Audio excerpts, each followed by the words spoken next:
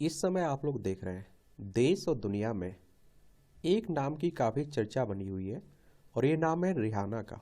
इन्हें आप लोग अपनी स्क्रीन पर भी देख रहे होंगे और कहा जा रहा है कि मुकेश अंबानी की ये आई हुई थी। जितना इन्हें पैसा दिया गया उतने में हमारे देश के सभी कलाकार पूरे साल डांस करते, पूरे साल नाचते, पूरे साल गाते। और आपने देखा है कि हमारे देश के कलाकारों की क्या हैसियत थी, वो आप लोगों ने अच्छे से देख भी लिया होगा।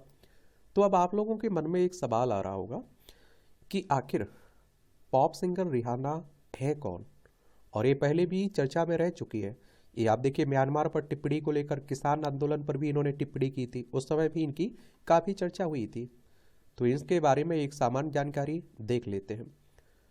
कैरेबियाई पॉप स्टार रिहाना ने हाल ही में जामनगर में अपनी परफॉर्मेंस से तहलका मचा दिया। उन्हें भारत और एशिया के सबसे बड़े रईस मुकेश अंबानी के छोटे बेटे अनंत अंबानी और राधिका मर्चेंट की प्री वेडिंग सेरेमनी में परफॉर्मेंस करने के लिए बुलाया गया था। मीडिया रिपोर्ट के मुताबिक इसके लिए उन्होंने करीब 74 करोड़ रुपए चार्ज किए हैं। कितने? 74 करोड़। रिहाना दुनिया की सबसे अमीर महिला पॉप स्टार हैं, लेकिन उनकी कमाई में बड़ा हिस्सा म्यूजिक से नहीं बल्कि बिजनेस से आता है। फैंटी ब्यूटी कॉस्मेटिक्स कंपनी में रिहाना की 50% हिस्सेदारी है, जबकि बाकी हिस्सा दुनिया के दूसरे सबसे बड़े रईस अर्नाल्ड अर्नोल्ड की company L V M H company के पास है। तो एक बिजनेसमैन भी है, याद रखिएगा।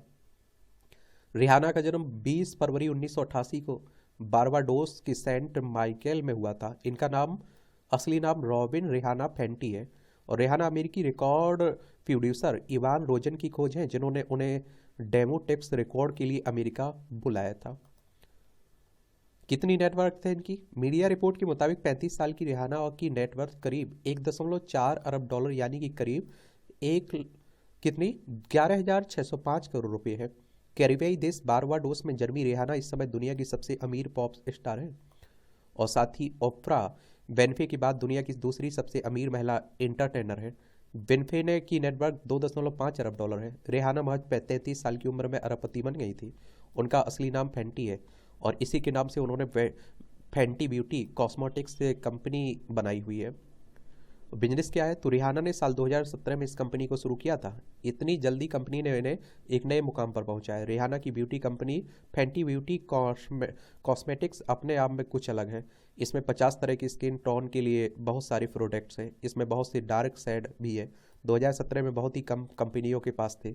जब रिहाना की ये कंपनी लॉन्च हुई थी तो इन सब की वजह से रिहाना की ये कंपनी देखते ही देखते लोगों के लिए दिलों दिमाग पर छा गई थी। रिहाना की लॉन्जरी कंपनी सेवरेज एक फैंटी कंपनी भी है।